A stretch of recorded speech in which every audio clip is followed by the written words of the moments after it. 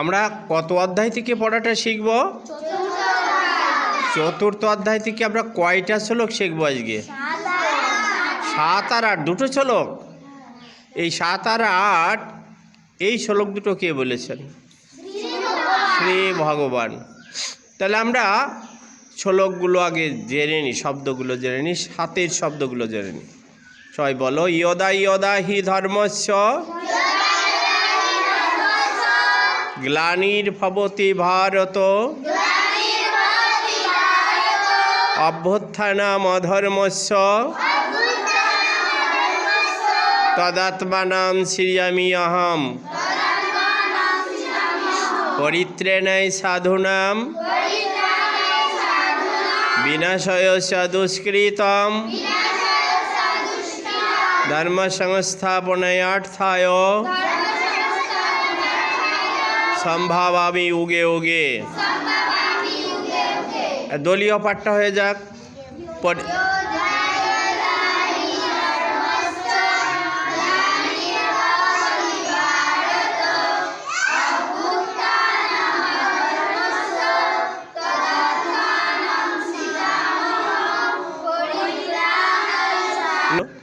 পরিত্রাণায় সাধুনাং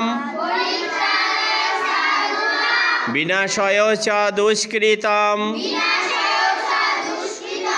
ধর্ম সংস্থাপনায়ার্থায় সম্ভাবামি উগে উগে। পরিত্রাণায় সাধুনাং বিনাশায় চ দুষ্কৃতম ধর্ম সংস্থাপনায়ার্থায় সম্ভাবামি উগে উগে। আমরা যদি অনুষ্টাপ ছন্দে পাঠ করি, পরিত্রাণায় সাধুনাং বিনাশায় চ দুষ্কৃতম ধর্ম সংস্থাপনায়ার্থায় সম্ভাবামি যুগে যুগে। আমরা এখন দলীয় পাঠটা, এই 8 নম্বর দলীয় পাঠটাও করব। পরিত্রাণায়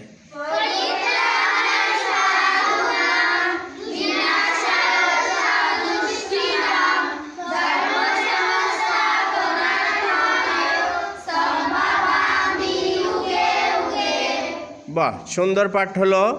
তা আমরা একটু 7 সরলার্থটা জেনে দেখি।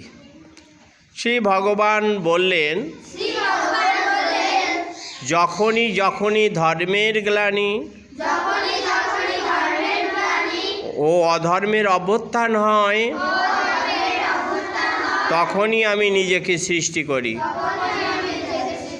আর 8 নম্বর শ্লোকে শ্রী ভগবান বলছেন কি, যে সাধুদের পরিত্রাণ দুষ্ট দিগের বিনাশ, ধর্ম সংস্থাপন করার জন্য আমি যুগে যুগে অবতীর্ণ হই। তাহলে আমরা দুটো শ্লোককে একসঙ্গে আমরা পাঠটা শিখলাম। এখন আমরা আরেকবার দুটো শ্লোকই একসঙ্গে পাঠটা করি। ইয়দা ইয়দা হি ধর্মস্য গ্লানির্ভবতি ভারত অভ্যুত্থানম অধর্মস্য তদাত্মানাং সৃজামি অহম পরিত্রাণায় সাধুনাং বিনাশায় চ দুষ্কৃতম ধর্ম সংস্থাপনায়ার্থায় সম্ভাবামি যুগে যুগে।